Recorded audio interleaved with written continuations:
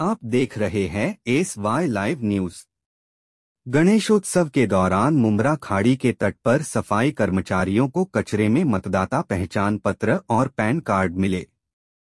इस मामले को लेकर ठाणे कांग्रेस प्रतिनिधि मंडल ने ये वोटर आईडी कार्ड 149 विधानसभा क्षेत्र के मतदाता पंजीकरण अधिकारी संदीप थोरात को सौंपे। इस वक्त ठाणे कांग्रेस के मुख्य प्रवक्ता राहुल पिंगले ने अपना रोष व्यक्त किया और चुनाव आयोग पर सीधा हमला बोला। उन्होंने कहा, सांसद राहुल गांधी पिछले कई सालों से सबूतों के साथ कह रहे हैं कि वोट चोरी के लिए फर्जी मतदाता पंजीकरण किया जा रहा है, लेकिन चुनाव आयोग लगातार आंखें मूंदकर सरकार का साथ दे रहा है। ठाणे की यह घटना इसका ठोस सबूत है। पिंगले ने आगे क्या कहा, आइए जानते हैं। मुंब्रा से सारापुरी की रिपोर्ट।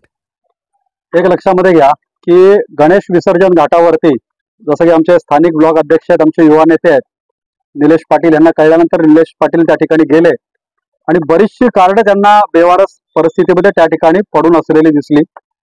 हे सगळं करत असताना वसीम सय्यद त्यांच्या बरोबर होते, मोतीराम शेठ त्यांच्या बरोबर होते आणि त्यानंतर ती जी कार्ड भेटली ती कार्ड घेऊन ही कार्ड ज्या विधानसभा मतदारसंघातली होती त्याच्यामध्ये अनुक्रमे 15 सालची होती, काही 16 सालची होती, काही 17 सालची होती, अशी वेगवेगळी कार्ड होती। आमचे त्या ठिकाणचे स्थानिक ब्लॉकचे कार्याध्यक्ष मुर्शिद शेख यांच्या बरोबर जाऊन त्या काही ठिकाणच्या कार्डांचं आम्ही त्या ठिकाणी व्हेरिफिकेशन केलं। व्हेरिफिकेशन केलं असता एक धक्कादायक बाब आमच्या अशी समोर आली की त्या ज्या व्यक्ती आहेत त्यांनी सांगितलं की या कार्डावरती नाव असलेली व्यक्ती, हा पत्ता बरोबर आहे पण कुठल्याही प्रकारची व्यक्ती या ठिकाणी राहत नाही। ही इमारत जेव्हापासून तयार झाली, आम्ही जन्मापासून या ठिकाणी आम्ही राहतो, त्यामुळे कुठेतरी बोगस मतदार नोंदणी या ठिकाणी झालेली आहे आणि ती निदर्शनास आणून देण्यासाठी आम्ही आज जे मतदार नोंदणी अधिकारी आहेत की ज्यांच्या माध्यमातून नोंदणी करण्यात आलेली आहे हे त्यांना निदर्शनास आणून देण्यासाठी आम्ही आलेलो। खरं तर किती मतदार बोगस नोंदणी आता आम्ही व्हेरीफाय केले ते आम्ही एक 7 ते 8 केले आणि ते आयडेंटिफाय करून आम्ही त्यांच्या हातामध्ये दिलेले आणि आम्ही त्यांना मागणी केलेली आहे की 15 साली, 16 साली, 17 साली ज्या ज्या वेळी किंवा आता विधानसभा पूर्वी केलेली असेल किंवा लोकसभेच्या पूर्वी केली असेल, तुम्ही जी जी मतदार नोंदणी केलेली आहे त्या मतदार नोंदणीचं फिजिकल व्हेरिफिकेशन झालं पाहिजे। कारण मतदार नोंदणीची प्रक्रिया कशी असते, आपल्याला एखादा जर मोबाईल क्रमांक जरी घ्यायचा असेल तर त्या मोबाईल क्रमांकासाठी आपल्याला थंब इम्प्रेशन द्यायला लागतो, आपला फोटो द्यायला लागतो, त्यानंतर तुम्हाला तो मोबाईलचा क्रमांक मिळतो। आणि ज्यावेळी आपण हे ऑनलाईन प्रोसेस करतो, ऑनलाईन प्रोसेस करत असताना एका नंबरवरती फक्त आपण 5 ती कार्ड इश्यू करू शकतो। तो ऑनलाईन पद्धतीने त्याचा वापर झालाय का, ऑनलाईन पद्धतीने जर तो वापर झाला असेल तर कुठल्या प्रकारचे रहिवास दाखले त्यांनी दिले, कुठल्या प्रकारचे आधार कार्ड त्यांनी त्या ठिकाणी दिले, मग तो जर ओटीपी आला असेल तर कुठल्या क्रमांकाच्या मोबाईलवरती तो ओटीपी आला, त्याचा IMEI नंबर त्यांनी ट्रेस केला पाहिजे। हा सखोल चौकशीचा भाग आहे, त्यामुळे आम्ही त्यांना सांगितलेलं आहे की याची चौकशी झाली पाहिजे।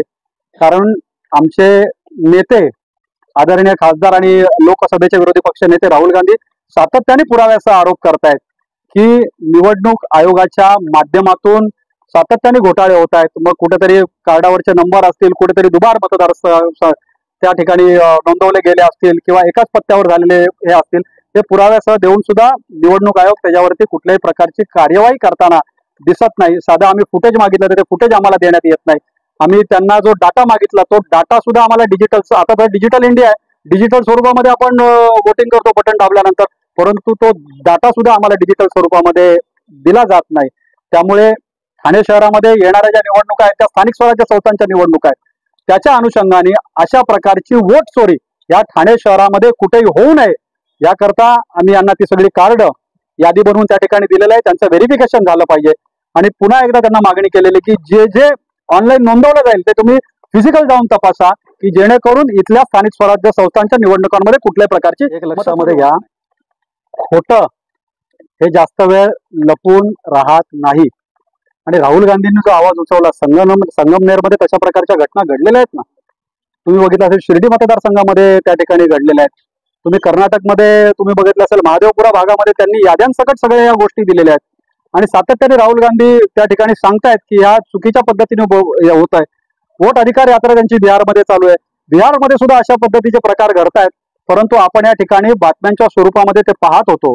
परंतु ही घटना त्याला दुजोरा देणारी घटना आहे की राहुलजी सांगतायत ते सत्य सांगतायत आणि अशा प्रकारे प्रत्येक मतदारसंघामध्ये यांनी करून या पद्धतीने हे जे केंद्र सरकार आहे हे सत्तेवरती आलेलं आहे आणि विधानसभेला सुद्धा अशाच प्रकारे यांनी वोट चोरी केलेले आणि ते सत्तेवर आलेले आहेत.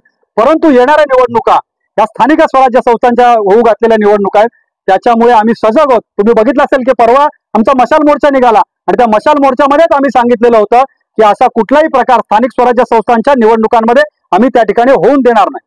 या संदर्भात राहुल गांधी यांना कळवण्यात आलंय की अशा प्रकारची ही घटना घडली. निश्चितच माध्यमांच्या द्वारे या सगळ्या बातम्या आल्यानंतर आम्हाला प्रदेश काँग्रेसकडनं किंवा दिल्लीवरनं त्या ठिकाणून कॉल आलेले आहेत आणि त्यांनी तो सगळा डाटा घेऊन त्यांना बोलवलेला आहे. येत्या 1-2 दिवसामध्ये निलेश पाटील असतील, वसीम सय्यद असतील, मुतरम असतील, रवी कोळी असतील किंवा नुर्शिद शेख असेल, ही इथे जी सगळी टीम याचा पाठपुरावा करत होती त्यांच्या माध्यमातून आम्ही भेट घेऊ आणि कशा पद्धतीने क्रम झालेला आहे तो त्यांना नक्कीच समजावून सांगू.